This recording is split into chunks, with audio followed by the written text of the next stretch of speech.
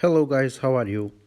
As I told you on my previous short films, I told you that I had problem last year about the 70 amp relay, which is responsible for the ignition car. After the ignition key, we had we have this relay which is responsible to waking up every system on the car.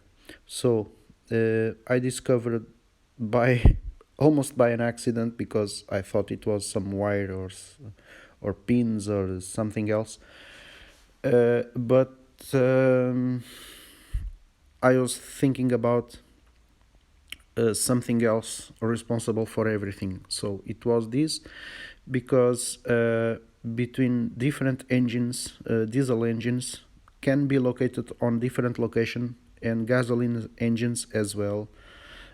My car is a left-hand car, so the box is located on the left-hand side between the brake fluid box and the windshield water box as well. There is a relay box between them, so I will show in a moment that relay. It is a 70 amp relay. Is a 614 nomenclature.